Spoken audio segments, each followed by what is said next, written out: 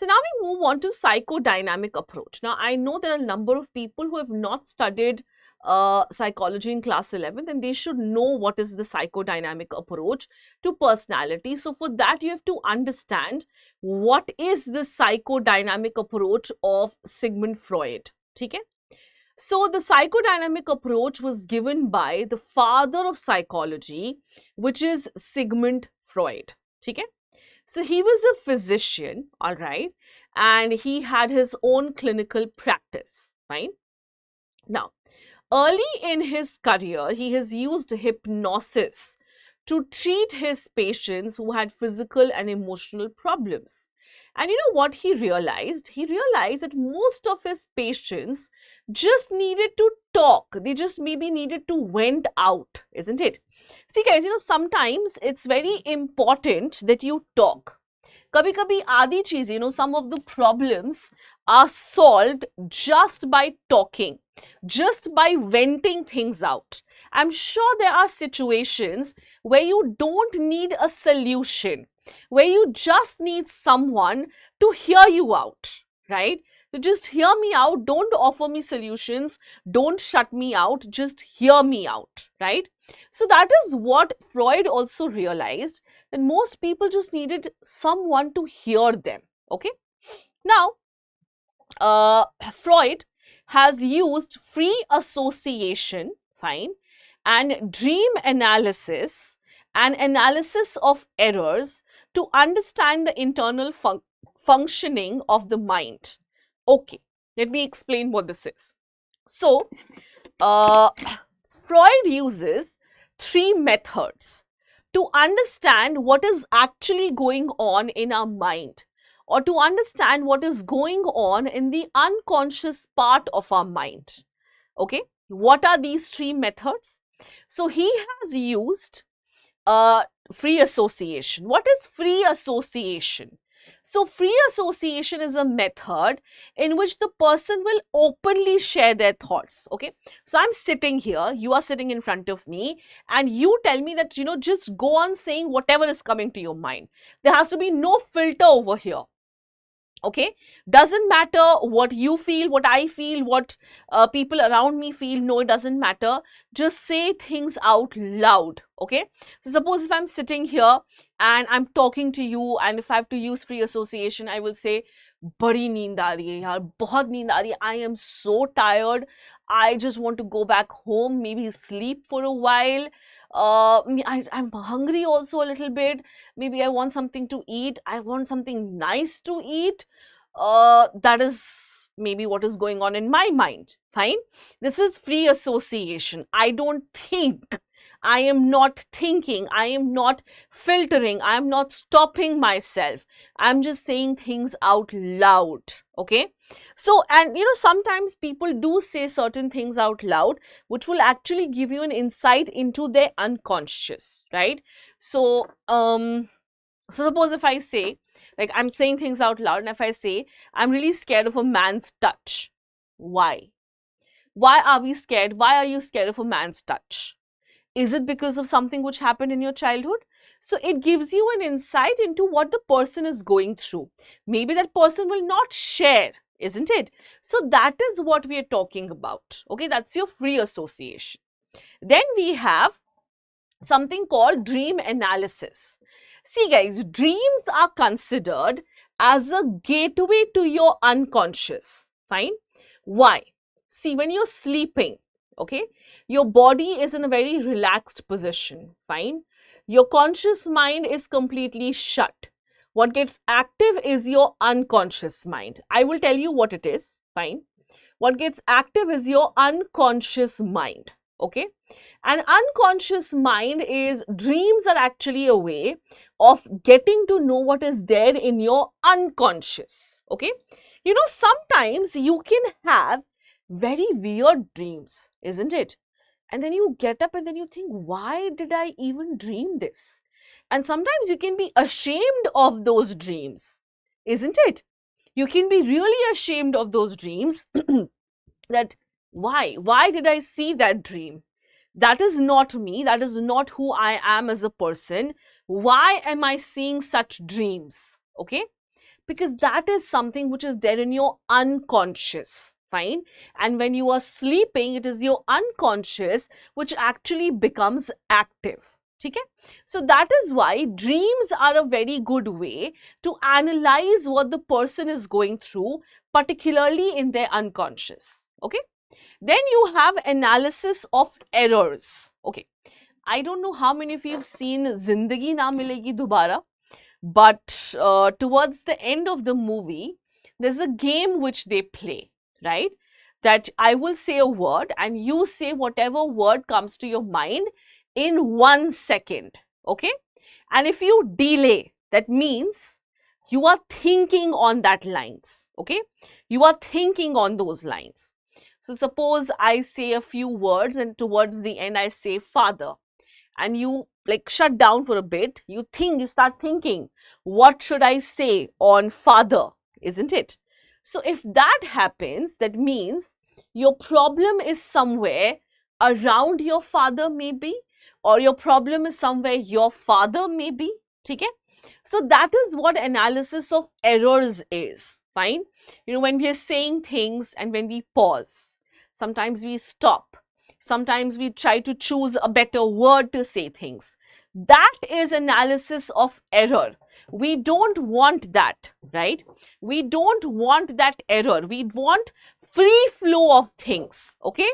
And free flow, when it does not happen, when you start trying to analyze what you're saying, when you start thinking of using better words, that is when we have analysis of errors. Okay? So when you analyze the errors, you will ask, why did you use this word? Right? Why did you use this word? What was the actual word in your mind? Please say it. Right? And then when you say the actual word, I might just get what is going on in your mind, isn't it? So that these are the three methods which he has used. Are these three methods clear with everyone? Then we can move on to the levels of consciousness. We've talked so much of conscious, unconscious, etc. We should know what are these. Okay. So Freud tells us that there are three levels of consciousness. Okay. The first one is the conscious level that we have. Okay.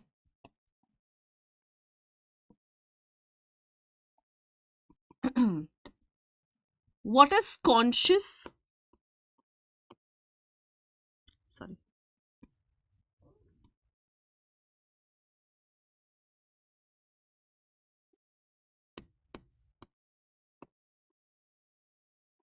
Now,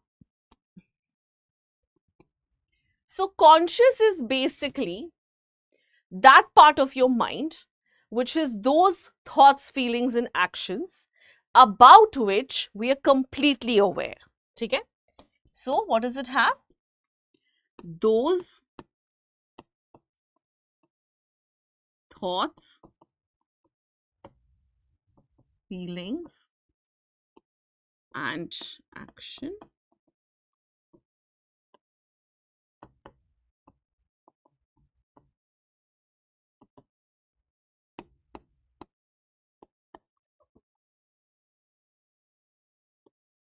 about which one is completely aware.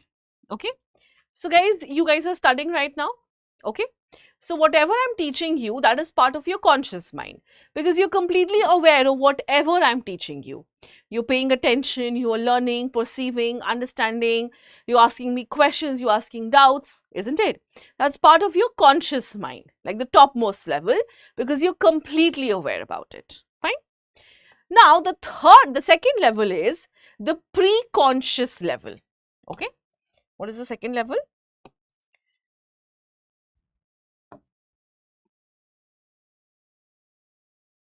It is the pre-conscious.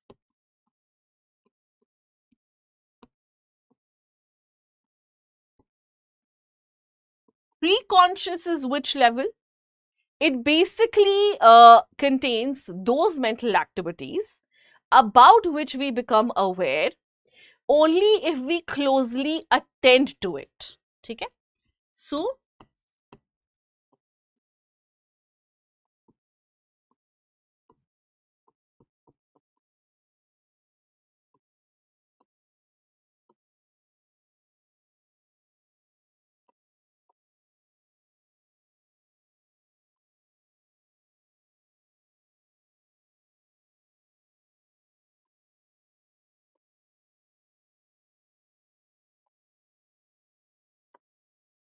All right. These are what? These are those mental activities which you might not be aware of. Okay. And you will become aware of them only if you closely attend to it. Okay. I'll give you an example. This happens with all of us. I'm teaching you. I'm very conscious of what I'm teaching you. I know what examples I have to give you. But at the back of the mind, you know what is going on? A song. A song called Hi Rasmani, because that is the song I was just hearing before this class. Relax myself because I just had a class before that. I wanted to calm down, so I was listening to this song. And at the back of the mind, जब मैं इसे board पे लिख रही हूँ and I'm writing down, this is the song which I'm hearing. Hi Rasmani. Okay? So, okay, that song is not part of my conscious mind. It is not disturbing me from the work which I'm doing, right? So, I will get to hear that song, or I will remember that song only if I pay attention to it. Fine? Oh, this is the song which is going on in my mind. Okay? I think this happens with all of us. Sometimes, suppose you're very focused on your work, all right? You're very focused on your work, you're doing your work, and you hear this faint call and you feel as if your mother is calling you, right? So you just try to pay attention that is she calling, is she not calling? And you hear nothing, and then you go back to your work. And then again you hear this faint call that maybe she is calling, right? But then you don't hear anything. But then you have to pay attention. Is she calling? Is she not calling? And then you realize that your mother has already given you 5 calls and now she is angry because you're not listening. Okay? So that is what your preconscious is. So these are those mental activities about which we become aware only if you pay attention to it. Okay? The third one is unconscious.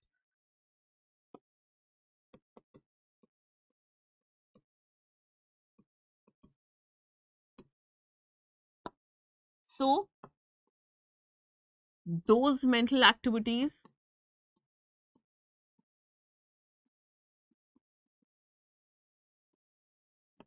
about which we are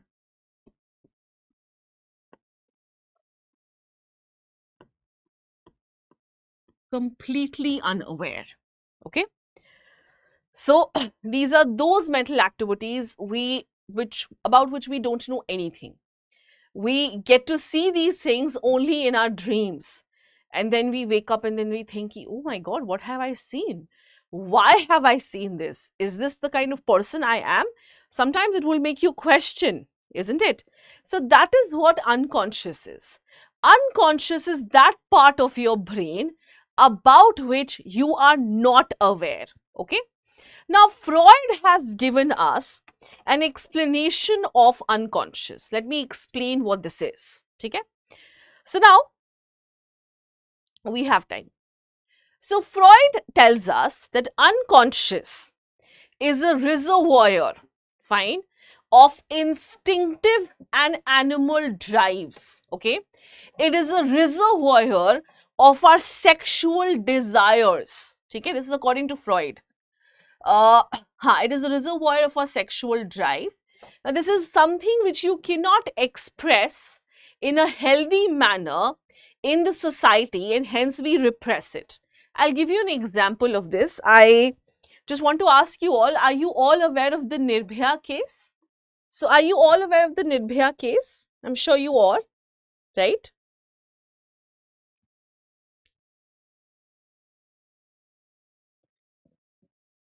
Okay.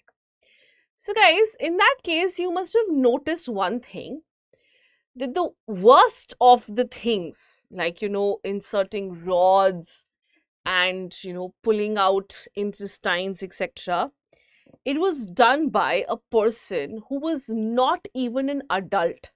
Again, I am not condoning what they have done. They deserve the punishment, I think, even more than what they have gotten. Fine. I'm just trying to explain the psychology behind it. Okay. So that was worst thing was done by whom? By a child who was not even an adult. Okay. Now I'm sure you are all in this age. We've all gone through this age and we can all be open about it. So this is the age when your body starts growing, right? when you start developing those sexual feelings, isn't it? And sometimes, obviously, we are small children, we don't know how to drive that sexual feelings, isn't it? Uh, we can make mistakes also. It is this age where we can make mistakes. Fine. Now, for boys, I would say what happens is, like, suppose they have elders in their life, or suppose they have elder friends in their life, okay? And obviously, boys are also gaining their sexuality, they're also having those sexual feelings, okay? And sometimes I have seen that they start engaging in a certain kind of movies which they watch, right? To fulfill their sexual desires or as an outlet, okay? So now these movies are made out of consent. Okay, these movies are made out of consent. These movies do not, these, even if they show harm, it is in a protected environment, isn't it? It is in a protected environment. It is something which is done out of consent. Fine. But do you think a child understands that? Not really. Okay. A child doesn't understand that whatever is being shown there is something which is done out of consent. Fine. The child is already having sexual desires, isn't it? On top of it, he is watching those things. Okay. Sexual desires are on at like a different peak now. Fine. And obviously, he wants to try those things, which is very, I would say, normal for a child, don't you think? They see something, they want to try it, right? And these are not just normal chocolates that he wants to try. He wants to try sexual acts. He wants to try these sexual things that he is watching, also feeling, and doesn't know how to control, doesn't know how to express, fine? Okay. So, but even at this point of time, the child is aware that he cannot express this in a healthy manner in the society because he is going to be demeaned by the society. Fine. So, what do? You suppress those desires. Okay. You suppress, you suppress, you suppress. What happens then? When you suppress, it comes out in the most unhealthy manner possible. If you eat 3 times a day, it will help your body grow. If you eat 3 times of worth of meal at one go, you are going to puke. Okay, that's exactly what happens when you suppress all those sexual desires, not just mentally but physically, all right, and you are not able to express it in a healthy manner. It comes out in the worst way possible, and that's exactly what would have happened with that child, with that juvenile person who did the worst things with Nirbhaya. Okay? Now, are you able to understand why Freud says that the unconscious is a reservoir of our animalistic, instinctive and sexual desires? Okay? Is the example clear with everyone?